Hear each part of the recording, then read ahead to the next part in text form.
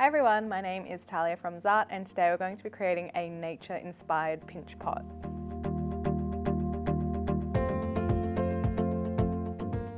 Here is an example of what we'll be creating today. So this is our natural clay pinch pot and we've got some different things inspired by nature attached to the pot, like seed pods, gum nuts and other things. But for today we're focusing on a simple pinch pot technique and then how to join some smaller items onto that pinch pot, as well as going through the glazing and firing process. So for the start of this project, we need to choose our natural clay to work with. So I'm working with an earthenware clay. So this is a white earthenware clay, so a low fire clay, and we'll be constructing this into our pinch pot to begin.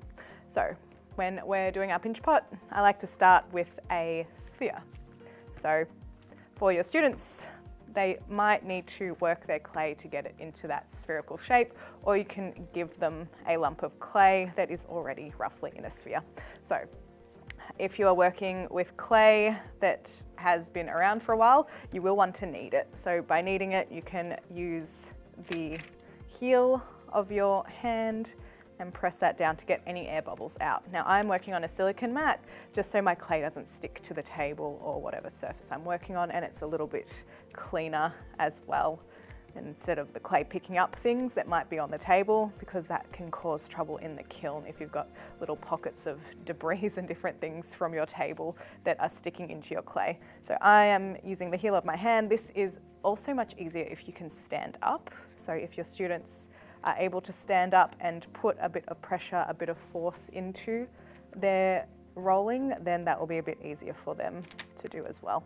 So I've got a rough ball. If you see any areas where you think there might be air pockets, just make sure that you're pressing that down and getting rid of that. I have already kneaded this clay for a little while before starting, so I'm not too worried about air bubbles right now because I have already kneaded it, but your students might need to. So I've got a rough sphere shape. It doesn't have to be a perfect sphere, as long as your clay is nice and compact and you can't see any joining areas which might cause air bubbles. Now we've got our rough sphere.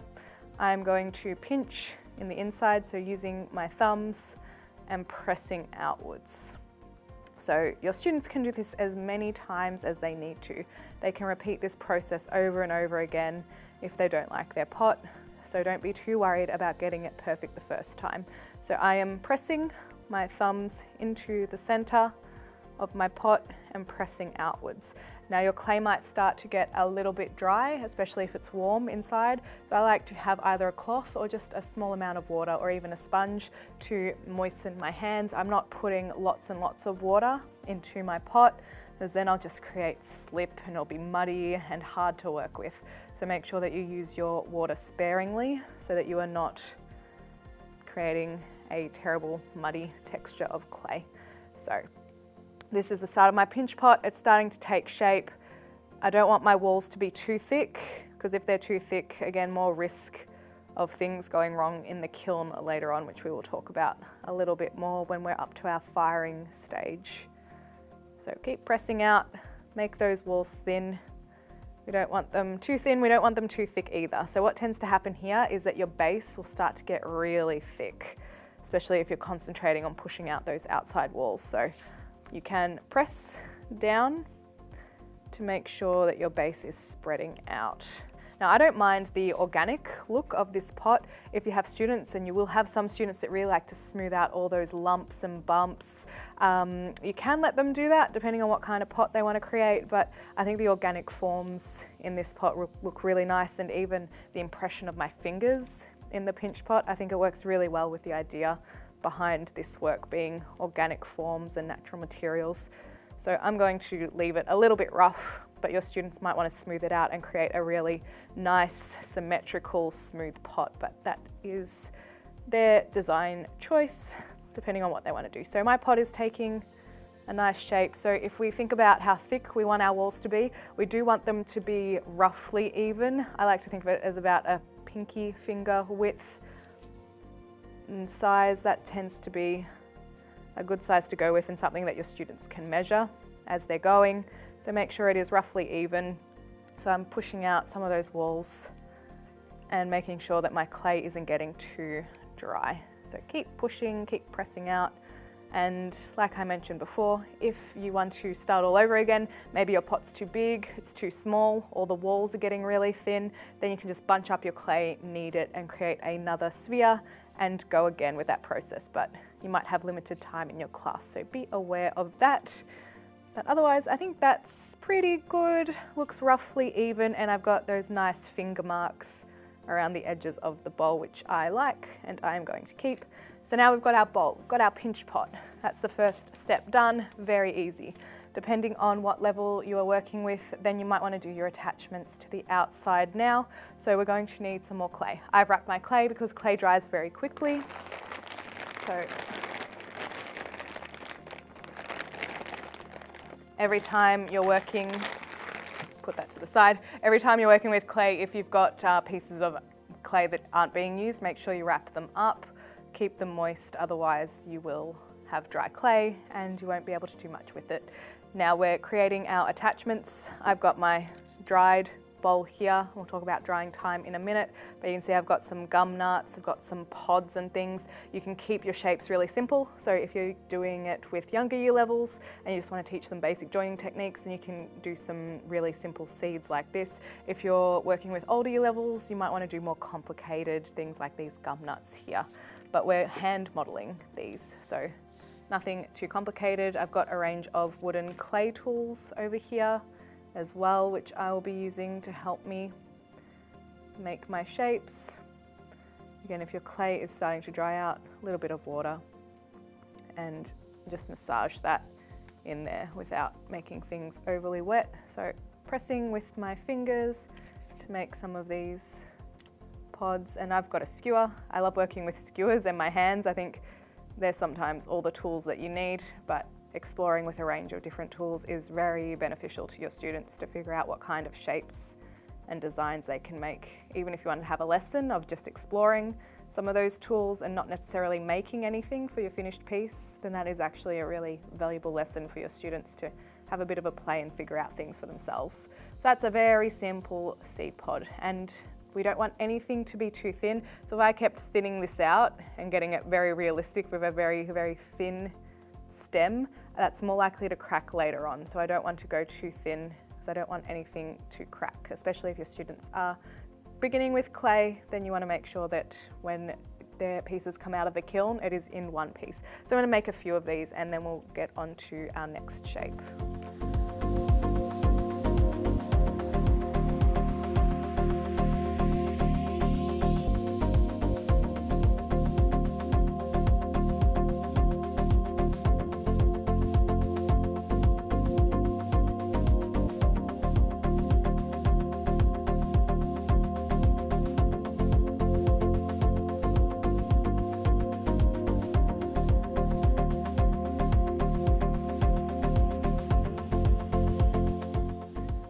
So I've made a few of these shapes. So I think this type of work works really well when you've got a variety of the same shape and they can go in the same area of your pot or in different areas. So you might want to design your pot and where everything's sitting, or you can just kind of freeform it and see where things go. Now let's join these to our pot. So we're going to score the area where we are going to attach our pieces. So we score the pot and we score our shape or our form.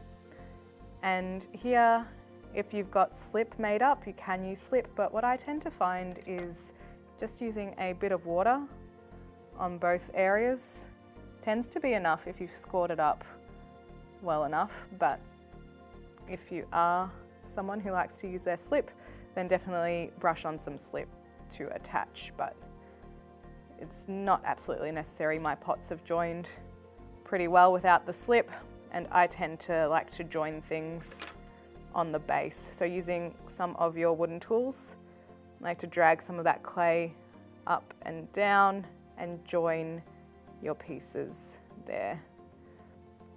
So I'm just getting in. So you can see some of the water has already reacted with the clay and created its own slip without having to necessarily mix up your own slip. So that's how I like to work. If you want to make sure there are no errors and nothing falls off, then you might want to play it safe and mix up your own slip for the students to use. But this has worked for me. Try it, see if it works for you. But I think that is enough to get things joined. So just working on that seam to join it, and this will make sure that nothing will fall off later on. So that's how I'm joining these pieces. I'm going to join the rest of those pieces in this area, and then we'll work on our next form or our next shape.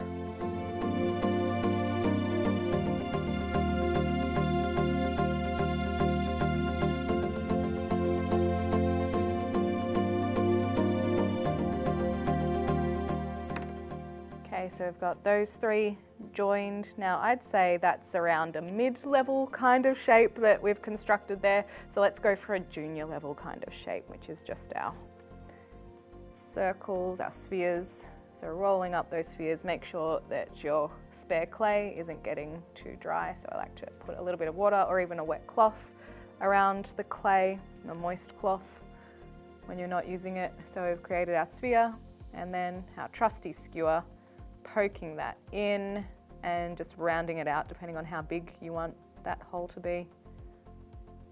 And then we have a nice simple shape that looks really nice when you repeat it over and over again. Now when you're making these attachments, you want to make sure that they're not too thick either, because if they're very thick, again, more chance of air bubbles being in the clay, more chances of them exploding in your kiln later on, which will not be fun. So be aware of that, that any pieces you're attaching don't go too big. Like a lump of clay this big attached to the side of your bowl or pot isn't going to work very well. So working in smaller pieces will be best for this project. So I'm going to make a few more of these, attach them to my pinch pot, and then we'll move on to our next shape.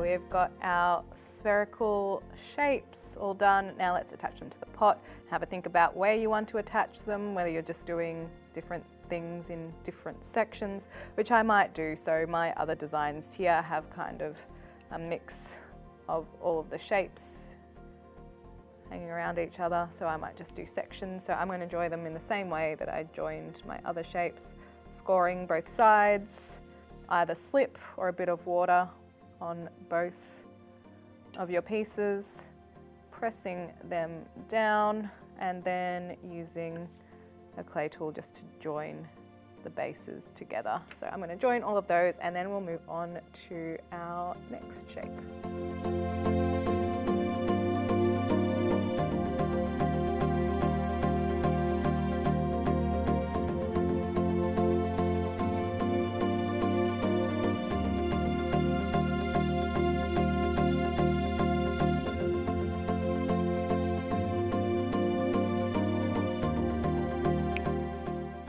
Okay, so they are attached and they look quite cool together. Having a mass of them together would look really nice. You could fill the whole outside of your pinch pot, or not. You can have little sections, little pieces like this.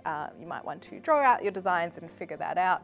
But I'm going to go on to my next shape, which I will do my gum nut, which is a little more complicated, might be a little bit more difficult for some students, but have a play with the clay. I recommend having a play first to figure out what you can and can't do.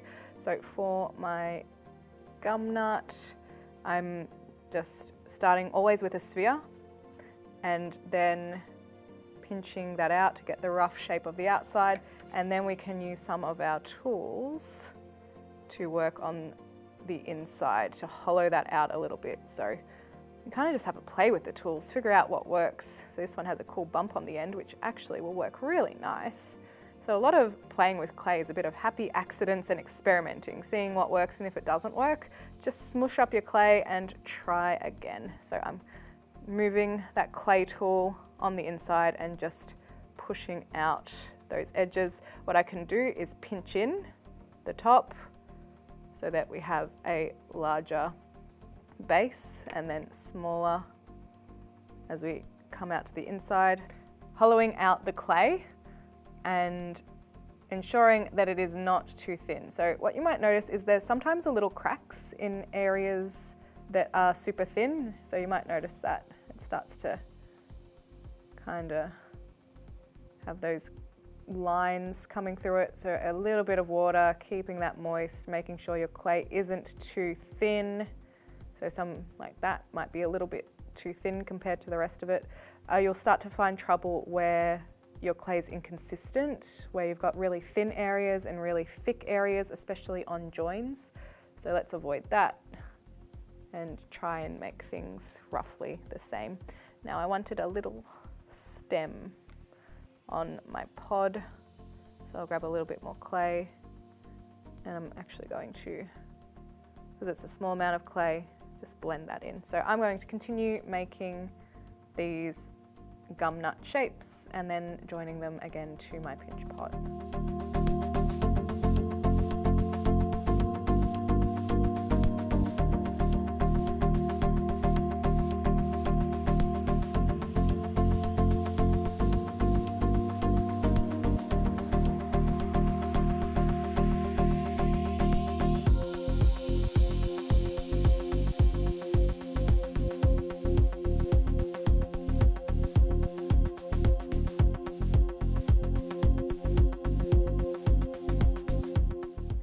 So I've got my gum nuts attached, got 3 different versions of pods and seeds and shapes, so you can go out and collect some different shapes or organic forms to base your work from. You can look at pictures, whatever you want to draw your inspiration from. So just be aware that when you are attaching your things, you do need to be gentle and lift your pot up to get around those shapes, so you can have a wheel that might help, but one wheel for every student might be a bit much, so just be gentle with your pot as you're picking it up, moving things around.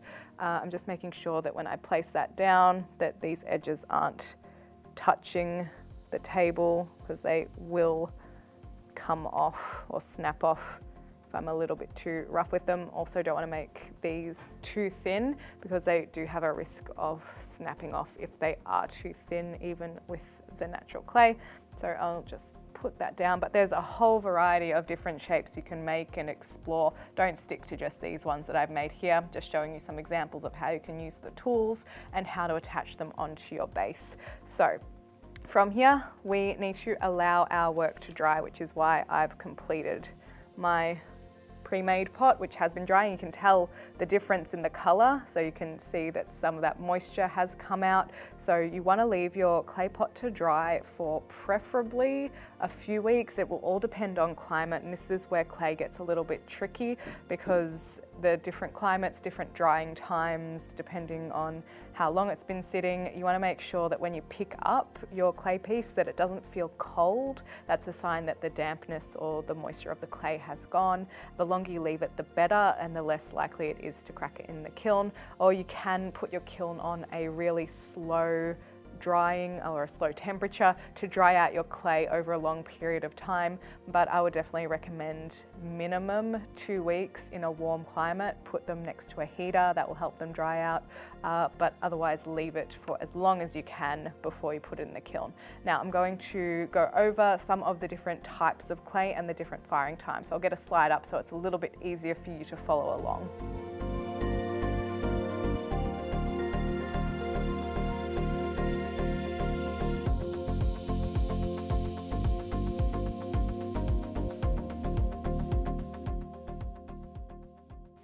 So our earthenware clay is a low fire temperature. You would use something like a stoneware clay if you wanted to use your work as a functional piece. So if you wanted to turn this into a mug and drink out of it, that's when you'd use a stoneware. But otherwise, a low fire earthenware or a mid-fire clay is fine for this project. Now we're up to glazing our work. So we can move our tools away. If you've got any spare leftover pieces of clay, you can put them back, wrap them up. Kneading them before, or kneading all the small pieces together before you put it away is a good idea. So I'll just go over quantities for this project. So my actual pot was about a fist size amount of clay, and then I used about a third of a fist for my little small detail pieces on the outside, but I would definitely do more. So let's say for this project, 1.5 fists of clay. It's hard to get the exact measurements for how much clay you need for a project, but that's what I'd go for this, what I'd allow, and then having a little bit extra to make some of those other shapes. So make sure your clay is away, wrapped up. Let's pretend that's wrapped up. And now we can go on to glazing. So we'll work with our pot that has been dried. So when you are firing your pieces, you can do a bisque fire first, or you can paint on your underglaze and then bisque fire. Either way is fine, up to you, whether you want to do your glazing first or bisque and then glaze.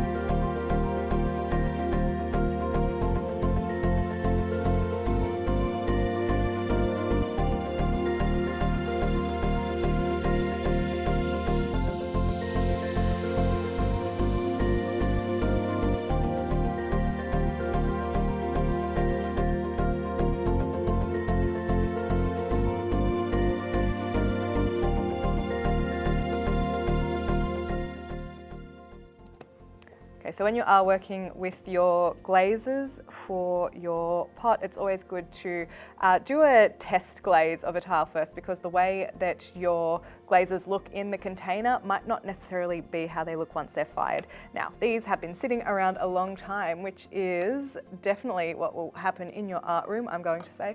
I'm going to use a pop stick to mix them. So if you see the separation like this, don't worry at all, because that's quite normal, especially if your glazes sit around, but just give it a really good stir, a really good mix, and then that will all come back together.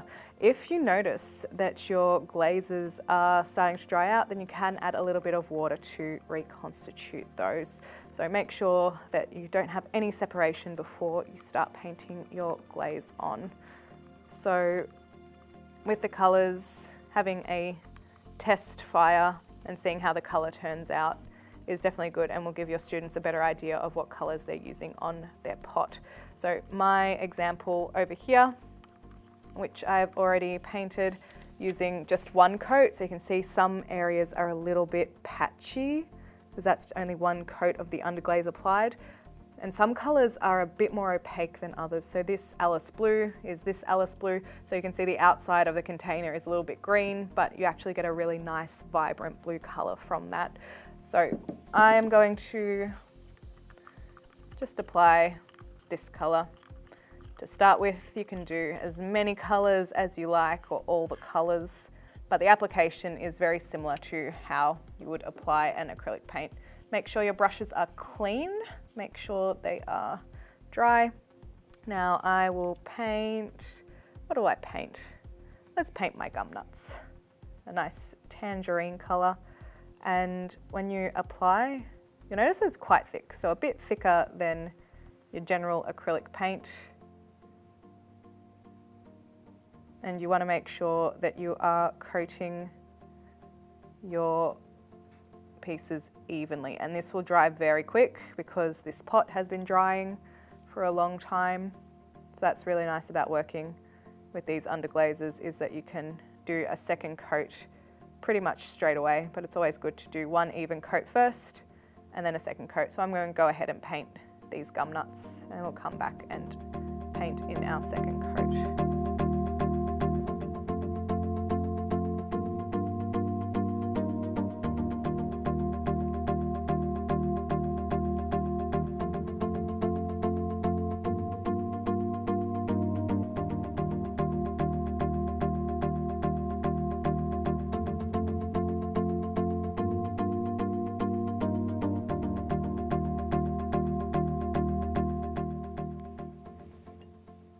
Okay, so I've painted the glaze over, or the underglaze, over the top of some of my pieces. I'm going to leave my bowl white, but you could paint that as well. I would definitely do a second coat no more than 3, because if you start to do a lot of layers of your underglaze, or if your underglaze is very thick because it might have been drying out a while and all the moisture's come out, what you will notice is that when you fire it, some of that glaze will start to peel off after it has been fired in the kiln. So you don't want to do too many layers. So I think 2 is a good amount. You can also kind of mix your glazes. So you might do 1 layer of the tangerine and then do the yellow. What's this one called? It is called yellow. Or you might do the yellow over the top, or experiment with some of those, or you could do some test fires if you do have the time and resources for your students to have a play with some of those underglaze colours. So the next step, depending on how you're approaching this with your students, let's say we've built our clay pinch pot, we've allowed it to dry for 4 weeks, and then we've put it in the kiln to do that bisque fire. Then we've painted it with our underglaze. We've allowed our underglaze to dry, and now we're up to our clear gloss. So make sure that all of your glazes, all of your clays, and all of your glosses are either earthenware, stoneware, or a mid-fire. Don't mix them around, otherwise you'll have some trouble when you're firing things in the kiln. So we've got our clear gloss, earthenware, and we need to make sure that everything is mixed really well. So you can see that is some separation in there. So make sure it's mixed really, really well. And then we'll be sure there are no mistakes later on. And that is quite a thick one. So this is a brush-on glaze, depending on what clear gloss you have. You might dip your works. You could even spray them on, but for most schools I tend to see this brush-on glaze being used. So all we're going to do with the brush on is brush it on. So your clay will dry super fast, so your underglazes are already dry, so you could do a second coat at this stage if you wanted to, and then apply the clear over the top, and you should be able just to go for it. So we want a nice consistent coat. Don't need it to be super thick. This is what will give your clay work that really nice, shiny, glass-like look. So even if you haven't done an underglaze, even if you've left your clay white, or maybe you're using a terracotta, and the terracotta will change the underglaze colors as well, then you can paint directly onto that. But just make sure you do it in a manner where you know where you have painted already, especially working white on white. It might be a bit difficult to see where you have and haven't already painted that glaze on. So I'm going to just coat my entire pot, making sure that I am leaving the underside unglazed, because you might be able to see the difference where the shininess is. If you paint the underside of your pot and put this in the shelf of the kiln, it will stick, and you will be sad and the students will be sad because their work is not coming back off that shelf. So make sure that you are not painting the underside of your pot. But otherwise, I'm going to continue to put this clear glaze over the top.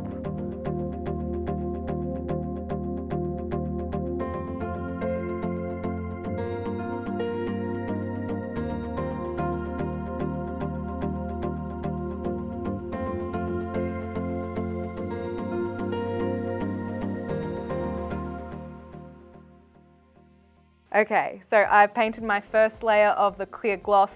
Not that exciting. You'll notice that your work has that white look over it, so all your colors are gone, but don't worry, they'll reappear when they're in the kiln. So for your clear gloss, 2 layers is adequate, 3 or 4, and you'll get a really nice glassy, shiny look when your clay is done on that gloss fire. So that's just 1 layer. You don't need to see the second layer. Same process. Allow that to completely dry and then coat that in the second layer of the brush on gloss. And then your work is good to go in the kiln for that last firing, or whatever temperature clay and glazes you have chosen to use for this work. But otherwise, when your work comes out of the kiln, it will have that really beautiful, shiny look to it. If any of your pieces fall off, then you can either, depending on what you're using your pot for, you can just use super tack or a hot glue gun to adhere it back onto your pot if you're not too worried about it potentially falling off later on down the track if you're handling your piece a lot, or otherwise you can put it back in the kiln with some glue, some kiln glue, and you can refire it and that will attach it a little bit better.